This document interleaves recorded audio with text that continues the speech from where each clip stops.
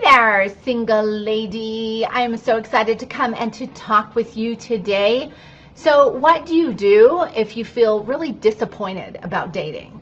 Like the whole idea gives you this double D thing, disappointed about dating. How do you handle it? I'm going to give you some tips today to help you with that. I am Shana Schutte, dating and relationship coach for Single Over 30, and I help Single Over 30 women learn how to attract a trustworthy, marriage-minded man. All right, so I speak to a lot of women about their dating lives, obviously, and these women are awesome and amazing, and they are wonderful, but they tell me that they're afraid to date. They feel like they're discouraged about dating because by the time you get to be in your 30s, 40s, 50s, 60s, you've had some disappointments in life. And so these women are telling me, you know, I don't even want to try. It may be even so messy and frustrating that they just don't want to continue putting themselves out there.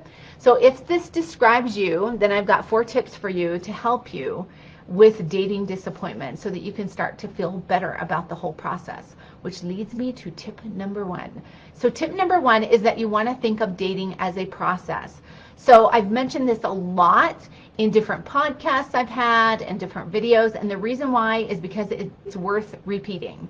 So if you think of dating as a process, it's the opposite of thinking, hey, I'm going to meet a man and I'm going to immediately know that he is the one. Because if you have this attitude, what it's going to do is put a whole lot of pressure on you, and it's going to take the joy out of dating. But if you think of dating as a process, and a process of discovery about yourself and about the other person or the other people that you meet, the other men that you meet, then what's going to happen is something really cool. It's going to put you in a position of curiosity. Curious to learn about yourself and about other people and about the process and what's going on. And it's going to totally take the pressure off, because curiosity puts you in a different mindset instead of having to try to figure it out, right? It's a different way of looking at things. So I used to coach a woman who told me that she'd been seeing a guy for several months, but she told me, you know, I'm just not sure about the relationship and I just don't feel right about him. I'm just not really sure if I'm into him. So as we talked a little bit, she told me about what had happened in their relationship, and she said that they had gotten exclusive pretty quickly and pretty early on, even though she wasn't sure about becoming exclusive. And so what that meant for her in the process was that her emotions weren't allowed, I guess is a good way of saying it, to develop just kind of naturally. So this can happen to anybody if we go too fast. And I just talked about this recently in a podcast. If we go too quickly, then it doesn't give our emotions the opportunity to grow at the same pace and progress as the stages of the relationship. And I talk about stages in a relationship a lot because we want to make sure that everything's lined up, right? That your intention and your action and the stages of relationship and your emotions and everything are all lined up as much as possible. Now, I'm not saying you can take the mess out of dating completely, but what you can do is if you go slow and you think of it as a process, it's going to allow your emotions time to grow and to develop in concert with everything else that's going on. So if you tell yourself too that this is a process, it's going to make everything a whole lot easier, because we women, man, we put so much pressure on ourselves, especially if a guy comes along and he's like excited about us and he really wants to get to know us and he wants to have a committed relationship with us. Then all of a sudden we're feeling like, oh, we got to know because he's going to lose interest. But you want to remind yourself that this is a process and give yourself permission to allow it to be a process. So the next tip is remind yourself that there is not a shortage of men. So we don't want to think of dating in this way. So I'm just going to get crumbs and I've got to settle for what I can get because there aren't any good men left. And when I hear clients say this, I just want to remind them that we are not in a man shortage. Like truly, we are not. There are more singles before than ever in history. And in a lot of places in the country, in the United States, it's about 50% single adult to 50% married adult.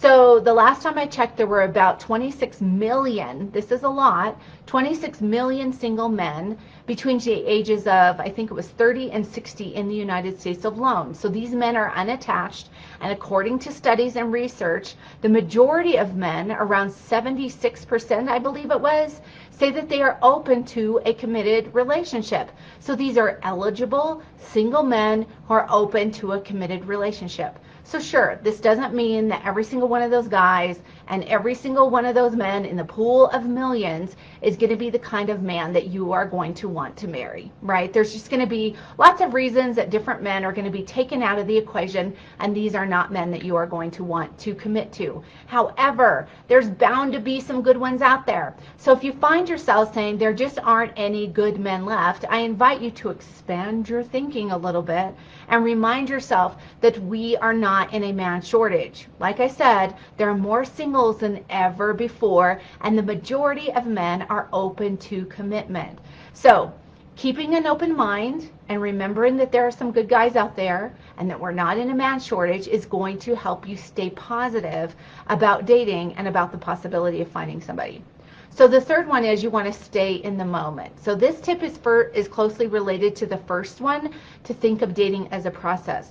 So one of the things that we often do, and I've mentioned this before on podcasts and stuff, is that we get too far ahead in our minds in the process. When we meet a guy, we're thinking about what we like, what we don't like, if this is going to work out, if it's not going to work out, and we start to go into a spin trying to figure all this out. So for example, I have a coaching client that I've been working with for several months, and we're talking about how to stay in the moment. She doesn't have to figure everything out. She doesn't need to understand everything. So I say this to all my clients, but it's a choice that we make and a decision that we make to let ourselves off the hook and stay in the present moment. If we don't do that, then what's going to happen is anxiety is going to creep in, because we're going to think we have to quickly figure stuff out, right? And it's going to make us feel apprehensive. So you want to remind yourself of this as often as you need to. So when you're out on a date, you're getting to know a guy, or maybe you just meet a guy and you're having a conversation, or maybe one of your friends sets you up, or you're even thinking about dating and the idea gives you anxiety, and it just makes you feel depressed and bummed out about dating, because you're just like starting to go in a spin thinking you have to figure all this stuff out. Just stop and remind yourself, I'm going to stay in the moment and I'm going to enjoy this process, right? And it's totally okay. Like, let yourself off the hook. The other thing is, remember that you don't need to prove your worth.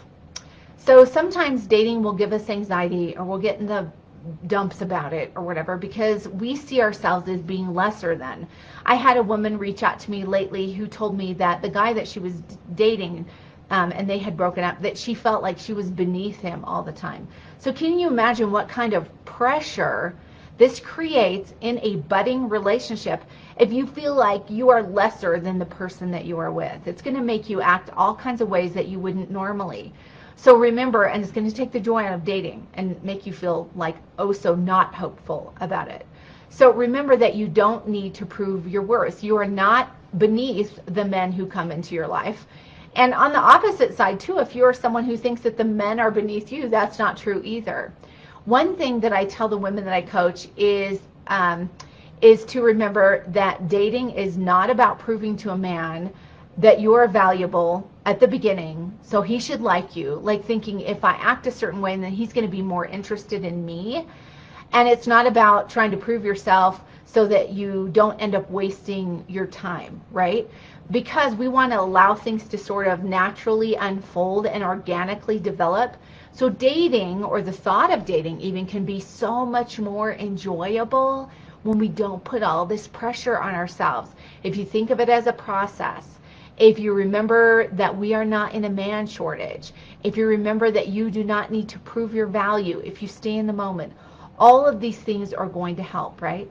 And you are worthy of love. And then one thing I just thought of that I want to add here at the end. If you get into dating and you start to think, oh my gosh, I've got to figure this out, remember, you're only going to get enough light for the step that you're on. and you can only make decisions about things once you have the information. I was dating a guy once in my 20s, and I was really kind of confused about it. It ended up not being a healthy relationship, and I just doubted myself to make a good decision. But I remember someone said something to me that really stuck with me. She said, well, when you have enough information, then you'll be able to make a decision. And that's true. When we try to make choices too quickly because we don't have enough information, it will just send us into a tailspin. And that often comes from having a lack of confidence, right? Like feeling anxious about a situation and feeling like, oh my gosh, I got to figure it out. So we're spinning in our minds, and that will continue until we have enough information. So there's no use in trying to figure out something until you have the information that you have. And you can take the pressure off yourself when you go slow and let things sort of organically develop. All right, I hope this has been helpful, and I will see you in the next video. And if you haven't yet, head on over to singleover30.net and check out some of the resources on the homepage. And then also, I want to let you know I'm going to be doing a special class for you to help you learn to attract the love of your life. And I also want to let you know I'm going to be making an offer on there for some free matchmaking. So when you hear about it in the upcoming weeks, I'm going to be doing the class in the middle of October. When you hear about it, sign up, because I'm only going to have so many spots available for the free matchmaking, because yours truly is going to be doing the matchmaking. And it's going to be a lot of fun. The matchmaking, it costs usually between $2,000 and $10,000, sometimes even more than that, for a professional personal matchmaker. And so keep your eyes open for that special class. And I'll see you in the next video. Bye-bye.